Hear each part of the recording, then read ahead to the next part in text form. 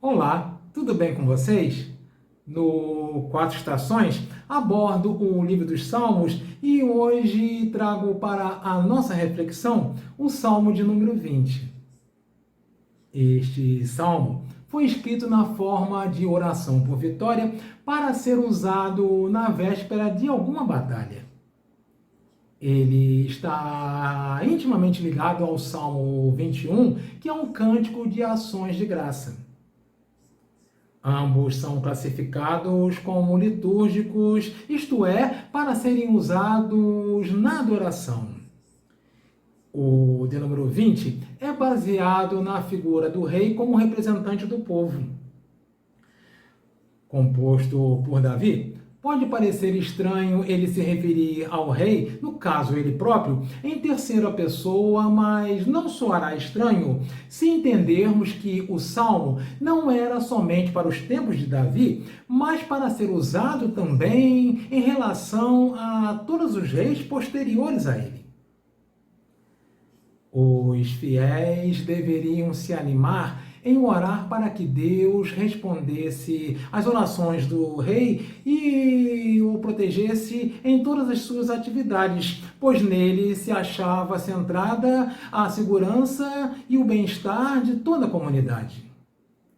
Desse fato, podemos concluir que devemos orar pelos que têm ascendência sobre nós, como pais, cônjuges, governantes, pastores, para que sejam bem-sucedidos e possamos obter proveito para o nosso bem-estar.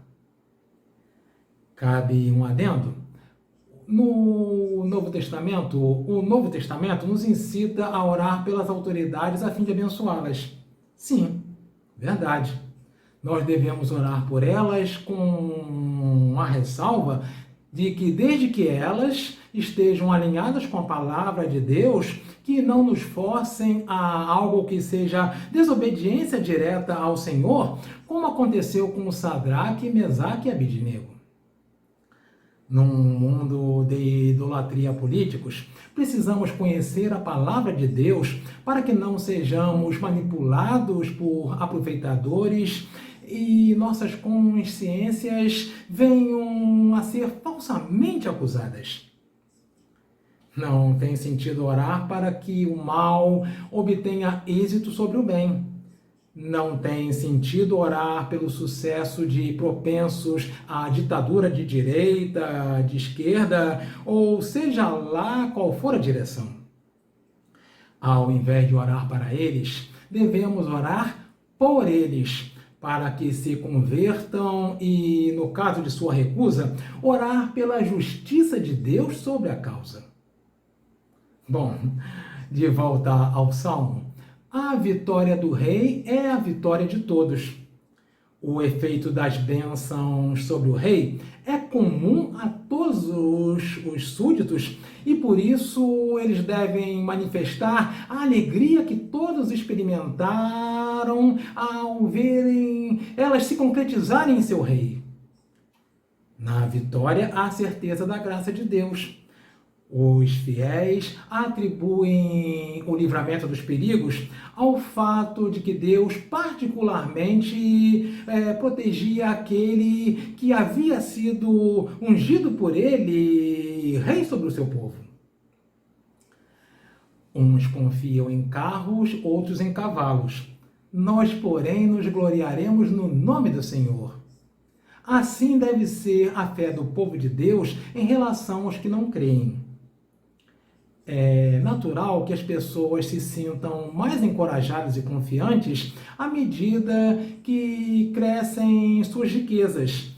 Mas os crentes devem desprezar a carnalidade, colocando sua esperança somente no auxílio divino. Os ímpios, em seu orgulho, não imaginam que possam vir a passar por situações de desespero, ficando sem saber o que fazer. Eles se encurvam e caem. Nós, porém, nos levantamos e nos mantemos de pé. Assim acontece com os fiéis. O Salmo se encerra no pedido a Deus pela concessão de vitória ao rei, no pedido que o Senhor responda o clamor do povo.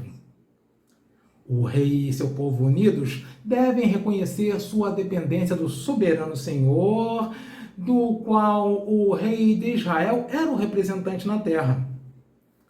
É verdade que este salmo trata de uma época específica que não tem a ver com a gente, mas podemos tirar lições proveitosas para nós. Uma, a dependência de Deus. O mesmo Deus que agiu no passado é o mesmo Deus que age no presente e agirá no futuro. Ele está à nossa disposição no hoje. Outra, a dedicação à oração. As atividades da vida podem ocupar nosso tempo, mas é mais do que importante priorizar a oração. O tamanho da confiança em Deus se revela na sinceridade, na profundidade e na intensidade das orações. Que salmos como este nos ensine e motive a buscar mais e mais a Deus. Amém? Vejo vocês na próxima estação.